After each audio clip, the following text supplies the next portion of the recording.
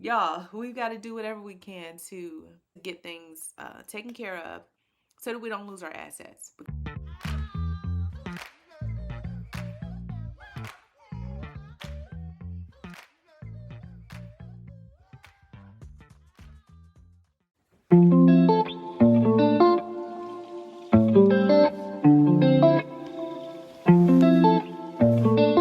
Hey guys, I'm back again.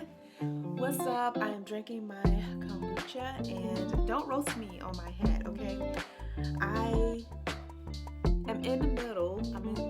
I will be going to get my hair done soon, okay? But until then, your girl is gonna be wearing a hat. So let's not make a big deal about why I'm wearing hats all the time. But anyway, we're gonna be talking about the debt ceiling today. So just a real quick note. Did you guys know that global debt in 2020 was a record high of 226 trillion? And just 1 year later, 2021, it reached $303 trillion. $303 trillion. That's global debt. Today in the US, it's over what, 33 trillion? I believe it's somewhere around there. It could be more. But anyway, we're fighting about it right now. The Democrats and Republicans. Of course, they want to raise the debt ceiling again. The Republicans are stalling, holding it hostage, and they're saying, yeah, if you take a few things off the table, then maybe we can increase the debt ceiling. All of it is asinine right now. It's like a horse. What's that saying? Dog and pony show? Horse and pony? It's like a dog and pony show right now because they're lying to the people. They're lying to us, guys. Our financial system in the United States is based on debt. That means we print money to spend money. The whole system will collapse if we do not print the money that we need to pay the bills. But they want us to believe that they're really trying to bring down or balance the budget. They want us to believe that they're really trying to do that. But there's just no way that that's ever going to be possible with the levels of debt that we have currently. And if they don't print, the entire system will collapse in on itself and we will experience something that is so catastrophic in nature. And I don't know about y'all, but I'm afraid. I'm afraid of it because we've never seen anything like this ever in our lifetimes. The debt has never been this high, and I'm just not here for it. But what else? What can we do? What can we do? I will tell you what they're intended to do. This system will not go on. We're at the very end of this system. It's going to go away and they're going to come back with something else. It's probably going to be that CBDC that everyone's been talking about. It is a central bank digital currency. Basically, it's digital money. That's one of the reasons why crypto was created. Crypto really got its mark in 2008, 2009 is when it was created from the last financial crisis of that time. If you guys remember, we printed so much money. We thought the world was going to shut down if we didn't print this money. And as a result, our financial system has not been the same ever since. But if we really want to get technical, our system has not been the same since the 40s when we were taking off the gold standard. So I'm going to read a few things to you guys and just share some information that you need to know. Now, I wanted to chat just a little bit about global debt because the US dollar is the global reserve currency. We not only print for what we need here in the United States, we also have to print money for other countries as well. The other countries whose currency is also tied to the US dollar. So that 303 or 300 over 300 trillion dollars worth of debt is US dollar based debt. We have countries like China and Russia both cutting ties, and not just them, there are others as well, trying to no longer back their currency with the dollar. All of these activities impact investments. So I wanted to read you guys something here really quickly. Um, to meet debt payments, at least 100 countries would have to reduce spending on health, education, and social protection, the IMF estimates.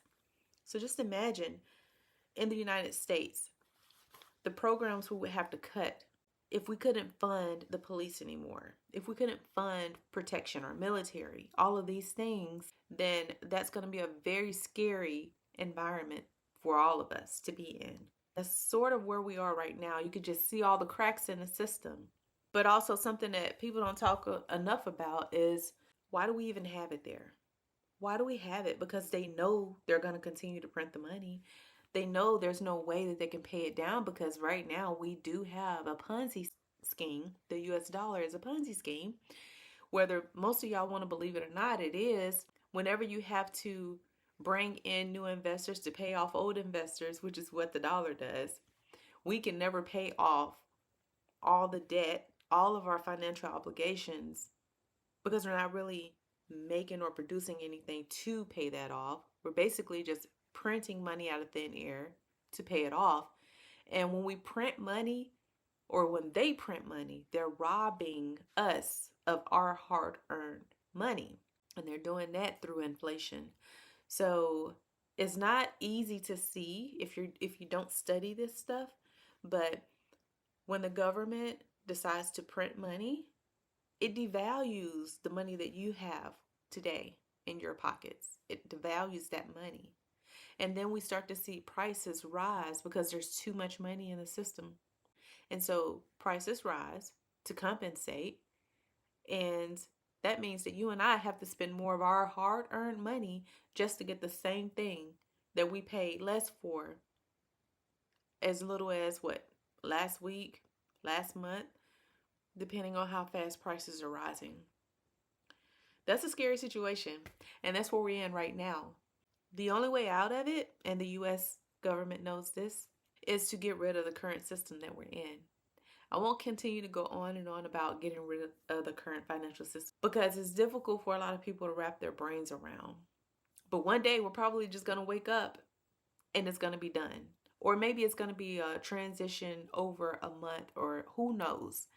But right now, the way for you to opt out of a system of control, which is what they're taking us to, more control, because you got to imagine, once we go to a digital currency, they can print as much money as they want into oblivion, which means more and more of us will be poor and poor and poor.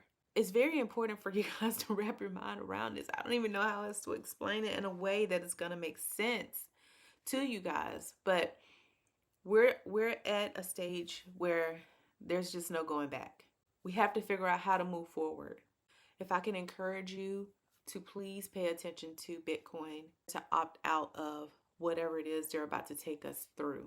Central bank digital currencies are very dangerous because there's a social credit scoring system that they could implement in that. And that means if you're doing something that the government does not agree with, then maybe they take some of the money out of your digital wallet, or they turn off your currency to be able to be used at certain locations or certain vendors, depending on what you're doing.